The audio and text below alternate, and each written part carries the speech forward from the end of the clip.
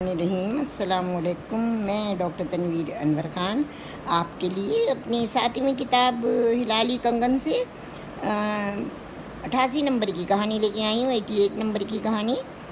اس کا نام ہے گرویں۔ تو آئیے ہم اپنی کہانی سنتے ہیں۔ آذر، تم ایسا نہیں کر سکتے، ہنا چیخی۔ چیخو مت، تم اس لائق نہیں تھیں کہ شادی کر سکتی ہیں، تو پھر مجھ سے شادی کیوں کی تھی؟ شادی سے پہلے تو کوئی بھی لڑکی نہیں کہہ سکتی کہ اس نے شادی کیوں کی ہے۔ تم عورت ہی نہیں ہو، تم میں اولاد پیدا کرنے کی صلاحیت بھی نہیں ہے، تم بانجھ ہو۔ نہیں، یہ سچ نہیں ہے آذر، تم مجھ پر تہمت لگا رہے ہو۔ اولاد تو خدا کی دین ہوتی ہے اور ہم خدا سے اسے حاصل کرنے کے لیے لڑ نہیں سکتے۔ جو کچھ بھی ہے، میں مائرہ کے ساتھ دوسری شادی کر رہا ہوں، یہ ماما کا فیصلہ ہے۔ ماما کا فیصلہ ہے؟ میں تمہاری بیوی ہوں، تم میرے شوہر ہو۔ یہ کوئی گڈے گڑیا کا کھیل تو نہیں ہے کہ جب چاہا جہاں چاہا شادی کر لی اور جب چاہا چھوڑ دیا۔ میں تمہیں چھوڑ تو نہیں رہا۔ گلشن میں فلیٹ ہے تمہارے نام، 2 لاکھ روپے کی ڈپازٹ سیونگ سرٹیفکیٹ ہیں، اور تمہیں کیا چاہیے بولو؟ میں تمہاری ہر خواہش پوری کرنے کو تیار ہوں۔ بس یہ تمہاری محبت کا معیار ہے، 1 فلیٹ اور 2 لاکھ روپے؟ یہ وہ محبت کے وعدے تھے جو تم نے میرے ساتھ کیے تھے؟ آذر حیات، تم تو بڑے کم ظرف نکلے۔ صرف 2 سال شادی کو ہوئے اور بچہ پیدا نہ کرنے کی اتنی بڑی سزا دے ڈالی۔ میرے جیتے جی تمہاری زندگی میں مائرہ نہیں آ سکتی، اور یہ میرا دعویٰ ہے کہ ماں تو وہ بھی نہیں بنے گی۔ اور میں 2 لاکھ روپے کے عوض تم جیسے آدمی کا نام اپنی ذات سے وابستہ رکھنا نہیں چاہتی۔ مجھے آزاد کر دو۔ میں تمہیں آزاد کرنا نہیں چاہتا، میں تم سے خلا لوں گی۔ بہتر ہے کہ مجھے طلاق دے دو۔ ہنا، یہ زیادتی ہے، میں تم سے محبت کرتا ہوں، تمہیں وقت دوں گا نہیں۔ میں بٹی ہوئی ادھوری زندگی نہیں گزار سکتی، مجھے چھوڑ دو۔ وہ چیخ پڑی۔ ٹھیک ہے، تم کہاں جاؤ گی؟ اپنے ماں باپ کے گھر جاؤں گی، تو تمہیں وہیں کاغذات مل جائیں گی۔ نہیں، میں یہاں سے طلاق کے کاغذ لے کر جاؤں گی، اور تمہارا جہیز، میرا جہیز کسی غریب بچی کی شادی میں دے دینا، بالکل نیا جیسا تو ہے۔ اور دوسرے دن ہنا آذر حیات کا لکھا طلاق نامہ لے کر اپنے بابا کی دہلیز پر کھڑی تھی۔ ارے ہنا بیٹی کیسی ہے؟ ٹھیک ہوں بابا، اکیلی آئی ہے؟ آذر نہیں آیا؟ جی نہیں بابا۔ ارے اپیا، آپ آئی ہیں؟ سچ بہت دن ہو گئے آپ سے ملے ہوئے، سبا نے اپیا کے گلے لگتے ہوئے کہا۔ ارے ہنا بیٹی آئی ہے، دادی اماں بھی تخت پر سے اٹھتے ہوئے بولیں۔ آپ لیٹی رہیں دادی اماں، میں آپ کے پاس خود آ رہی ہوں۔ یہ تو اتنی اداس کیوں ہے؟ کھانا بناؤں؟ آذر آئیں گے تجھے لینے؟ امی نے کچن سے نکل کر پوچھا۔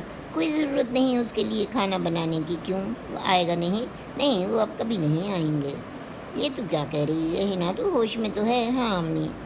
بابا یہ کاغذ پڑھیں، آپ کچھ سب سمجھ جائیں گے۔ اور کاغذ پڑھتے ہی نجمہ بیگم تو چکرا کر رہ گئیں۔ قصور کیا تھا میری بچی کا؟ آذر، یہ تو نے کیا کیا؟ بابا بھی سسک پڑے۔ بابا 2 سال میں ماں نہ بننے کا کوئی اتنا بھاری جرم تو نہیں جس کی سزا آذر نے مجھے طلاق کی صورت میں دی۔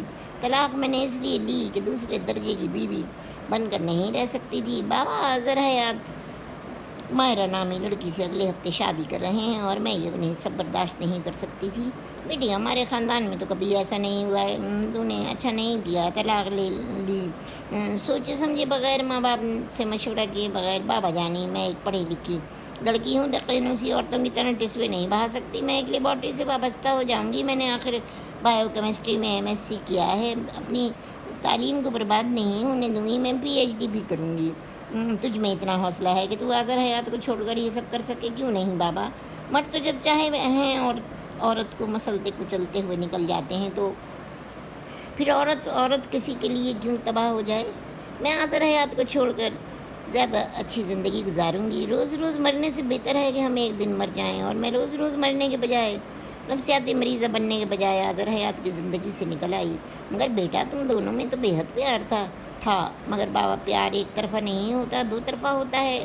آذر نے چاہا کہ میری زندگی کو 1 فلیٹ اور 2 لاکھ روپے کے بس گروی رکھ دے، اور میں کوئی سامان یا فرنیچر نہیں جو گروی ہو جاؤں۔ میں جیتی جاگتی گوشت پوشت کی عورت ہوں۔ وہ دوسری بیوی کے ساتھ گلچھرے اڑائے اور ملے، میں بیٹھی تماشا دیکھتی رہوں؟ نہیں بابا، میں کمزور لڑکی نہیں، ایک مضبوط لڑکی ہوں، آپ پریشان مت ہو۔ نا بیٹی، تمہیں یقین ہے کہ تم آذر کے بغیر؟ بابا، میں اب ان کے نکاح میں نہیں ہوں، میرے لیے نہ محرم۔ یہ کہہ کر ہنا اپنے کمرے میں چلی گئی۔ हिना प्रोफेसर आरिफ मंसूर की बेटी थी, 6 बेटियों में से बड़ी, और उनका यह हाल हुआ था। एक नाकाम शादी, आज़र हयात उसके साथ यूनिवर्सिटी में पढ़ते थे। हिना मंसूर खासी हसीन लड़की थी। उसकी अम्मी एक सरकारी स्कूल में प्रिंसिपल थी। हिना से छोटी सबा मेडिकल के आखिरी साल में थी, फिर सीमा इंजीनियरिंग के दूसरे साल में थी, और इमा शीमा BSc इंटर साइंस और मैट्रिक साइंस में थी। हिना सीमा से बहुत प्यार करती थी। उसने उसे पाला था और आज रात वो उसके बिस्तर में घुस कर सो रही थी। अब यार अज़र भाई तो आपसे बहुत मोहब्बत करते थे, फिर आपको क्यों छोड़ दिया? सीमा, तुम ना समझोगी गुड़िया, तुम अभी बहुत छोटी हो ये सब कुछ समझने के लिए। अब यार मुझे दुख है, अब क्या होगा? सारे लोगों को मालूम होगा तो क्या होगा? ख़ानदान वाले अपिया, गुड़िया हम पहले ही ख़ानदान वालों से कहाँ मिलते हैं जो अब परवाह करेंगे। ताई अम्मा तो बहुत खुश होंगी अपिया। ताई अम्मा पहले ही हमारी कौन सी बही ख्वाह थी। मुझे किसी से नहीं मिलना है, तुम जाओ सो जाओ। सबा मेडिकल कॉलेज पहुंची तो आतिफ उसका मुंतज़िर था। ये तुम आज इतनी देर से क्यों आई हो कॉलेज? सबा ने कोई जवाब नहीं दिया। वो आगे बढ़ गई। वो OPD की तरफ जा रही थी। आतिफ को वो रोई सी लग रही थी। बहरहाल उनकी मेडिसिन की OPD थी। सबा OPD में और स्टूडेंट्स के साथ घुस गई। प्रोफेसर सबा दिल की बीमारियों के बारे में मरीज़ दिखा रहे थे और पढ़ा भी रहे थे। सबा अपने ख्यालों में घूमती कि अचानक प्रोफेसर सबाहत ने उससे कोई सवाल कर लिया। सबा बेटी आप बताएं, अभी मैंने हार्ट फेलियर की क्या अलामात बताई हैं? और सबा इतने आसान सवाल का जवाब न दे सकी। वो ब्लैंक खड़ी थी, सपाट चेहरा लिए। सारे तलबा उसकी तरफ मुतवज्जह थे और वो इतनी जीनियस और टापर लड़की इसे आसान से सवाल का जवाब न दे पाई। उसके कुलीग उसे विस्पर कर रहे थे मगर वो डमी बनी खड़ी थी। आर यू ऑल राइट सबा बेटी? Have you slept well last night? Yes sir. Oh no sir. Yes sir. No sir. मेरे ख्याल में तुम कुछ किसी उलझन में हो। जी सर, मैं क्लास से बाहर जाना चाहती हूँ। Excuse me sir. आप जा सकती हैं, मुझे तुम खासी डिस्टर्ब लग रही हो बेटी। इस लम्हे सबा क्लास से बाहर निकली। अगले लम्हे आतिफ भी क्लास में नहीं था। सबा रुको। आतिफ कोट कंधे पर डालकर उसके पीछे दौड़ा और उसके सामने जाकर खड़ा हो गया। हटो मेरे रास्ते से, अपनी क्लास छोड़कर क्यों आए हो? क्यों हटूँ? बोलो, जवाब दो। तुम्हें यह मालूम है कि मैं तुम्हारे रास्ते से हट नहीं सकता, तो मैं हट जाऊँगी तुम्हारी ज़िंदगी से। सबा जस्ट शट अप। तुम्हें पता है कि तुम क्या कह रही हो। चलो गाड़ी में बैठो, मेरे साथ चलो। वो कम ऑन सबा, कॉलेज में मजाक मत बनवाओ अपना। मैं पप्पू जानी से पूछूंगा कि तुम इतनी अपसेट क्यों हो। तुम ऐसा कुछ नहीं करोगे आतिफ रज़ा, तो फिर मेरे साथ चलो। आतिफ रज़ा, तुम बहुत ज़िद्दी हो।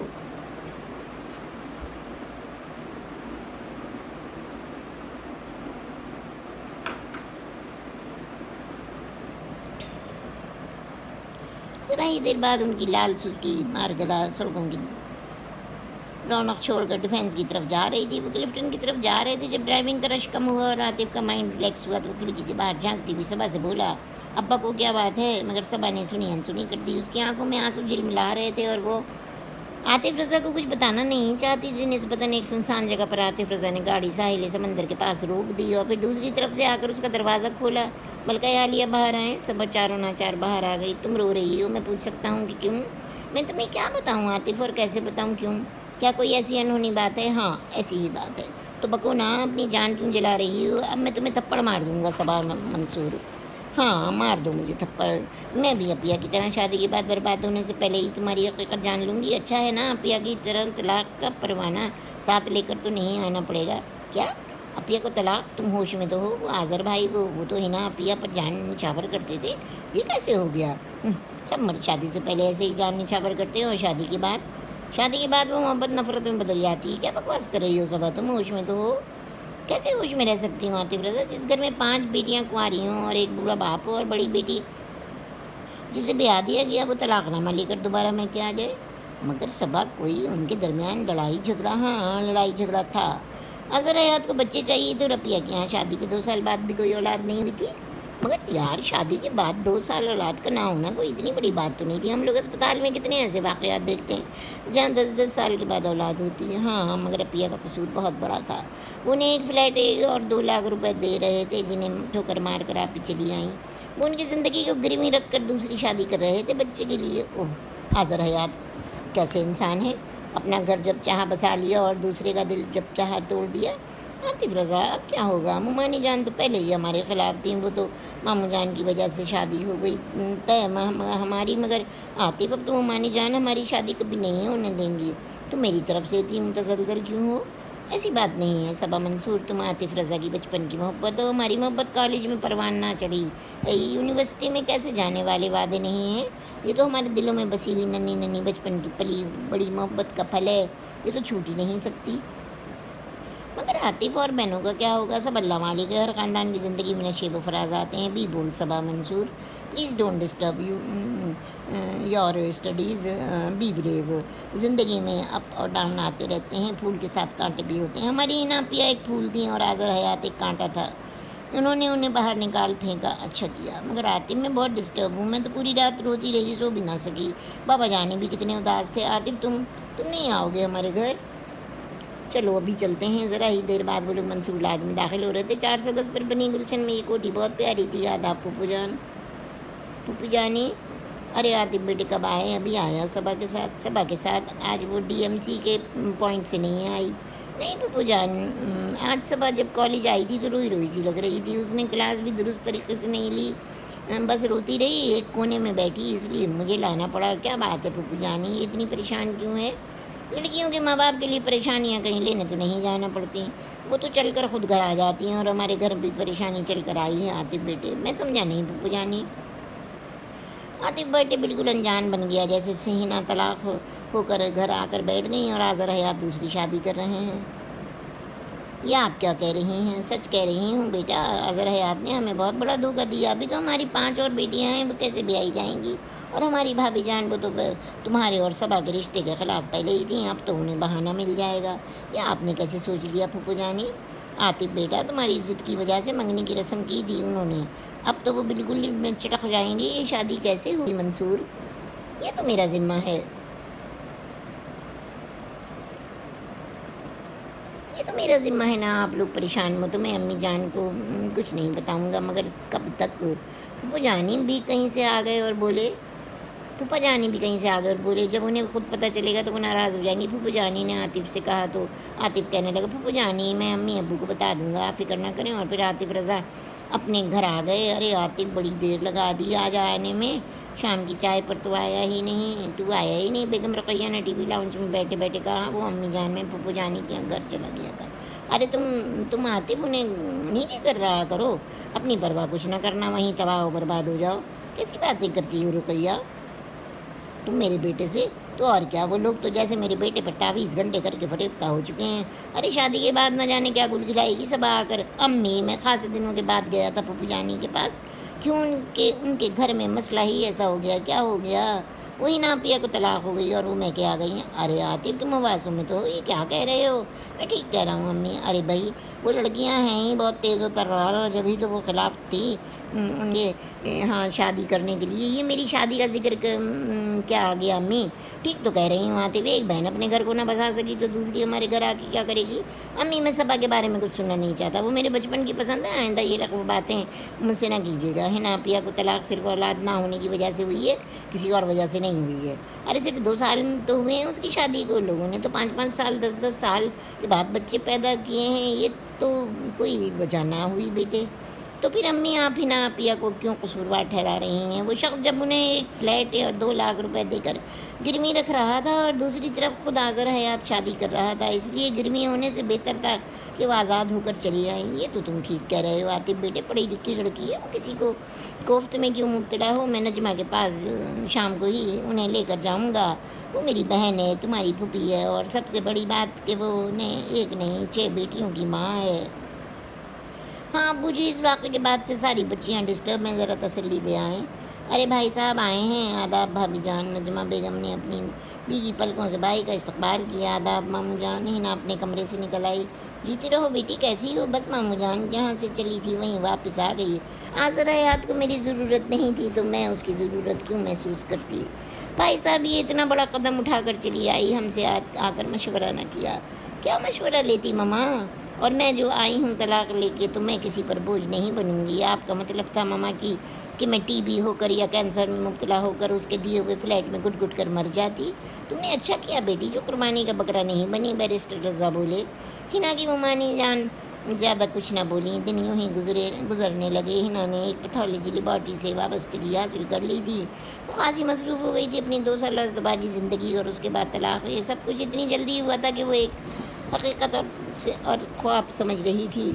اور پھر کچھ یوں ہوا کہ جس لیبارٹری میں وہ کام کرتی تھی وہاں ڈاکٹر پرویز نثار نے پرپوز کر دیا. ڈاکٹر پرویز، آپ میری خوبصورتی پر مت جائیے، آپ کو میرے بارے میں کچھ معلوم ہے. معلوم نہیں ہے؟ تم کیا بتانا چاہتی ہو مجھے؟ آپ کی امی میرے گھر آئی تھیں، آپ کم از کم مجھ سے پوچھ تو لیتے.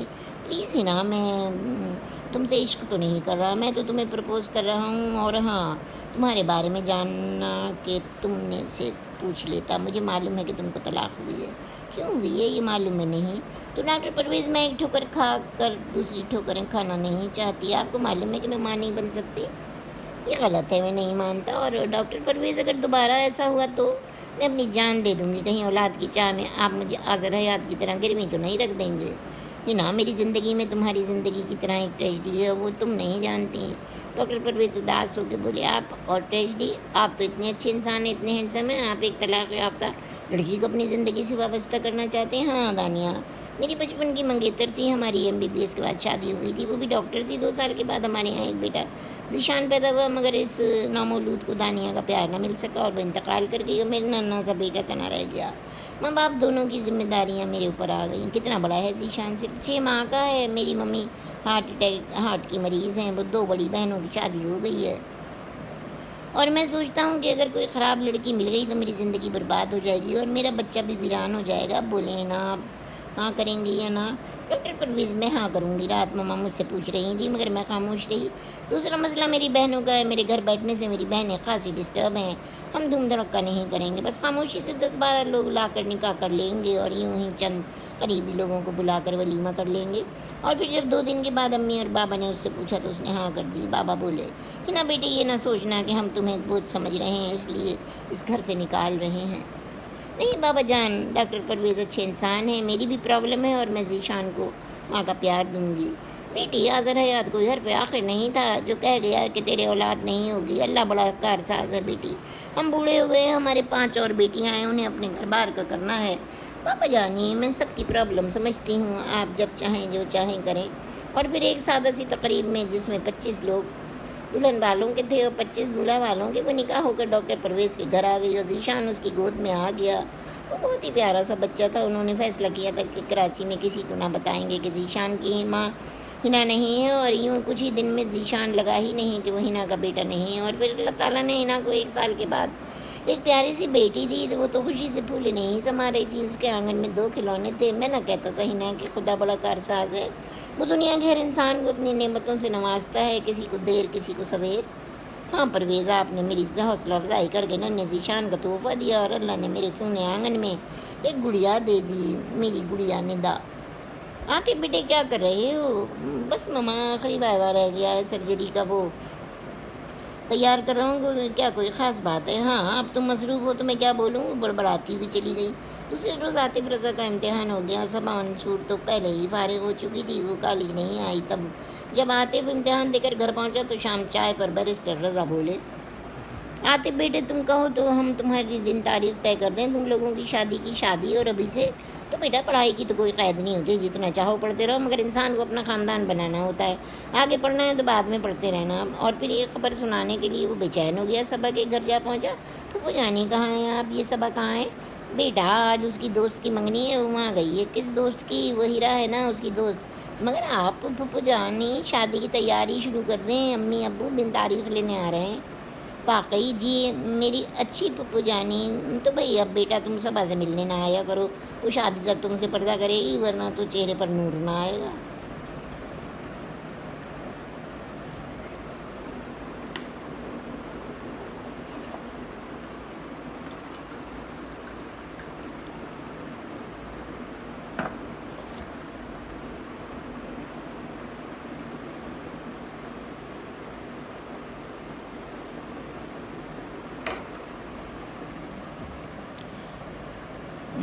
یہ تو بڑا مشکل کام ہے.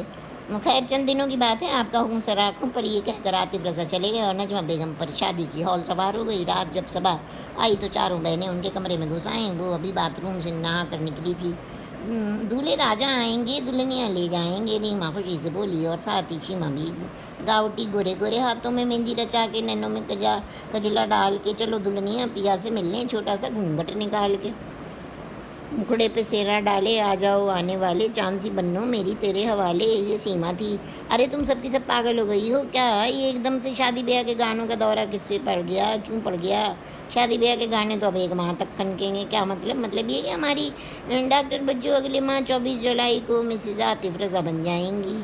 सीमा हंसते हुए बोली। और तब रीमा ने कहा, पता है सबा, बच्चू आतिफ भाई आए थे, बाल बिखराए पागलों की तरह, कमरे कमरे आपको ढूंढ रहे थे। और तब अम्मी जान ने हुक्म सादिर कर दिया कि पर्दा होगा आपका उनसे शादी तक। रिजल्ट से पहले शादी, मगर मैं तो आगे पढ़ूंगी।